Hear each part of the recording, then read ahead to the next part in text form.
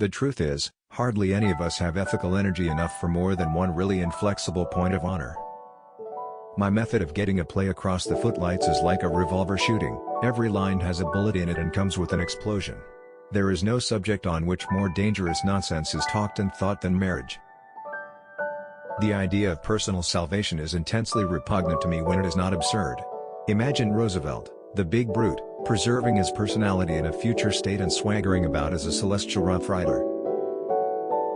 A statesman who confines himself to popular legislation, or, for the matter of that, a playwright who confines himself to popular plays, is like a blind man's dog who goes wherever the blind man pulls him, on the ground that both of them want to go to the same place.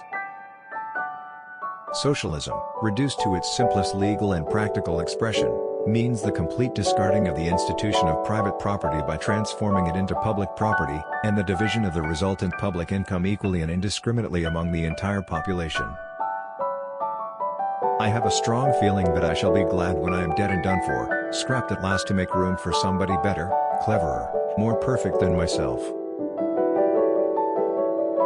If you're not producing as much as you consume, or perhaps a little more, then clearly we cannot use the big organization of our society for the purpose of keeping you alive, because your life does not benefit us, and it can't be of very much use to yourself. If I own a large part of Scotland, I can turn the people off the land practically into the sea or across the sea. I can take women in childbearing and throw them into the snow and leave them there. That has been done. I can do it for no better reason than I think it is better to shoot deer on the land than allow people to live on it.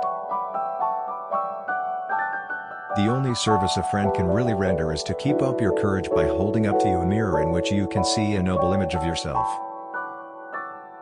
The man with a toothache thinks everyone happy whose teeth are sound. The poverty-stricken man makes the same mistake about the rich man.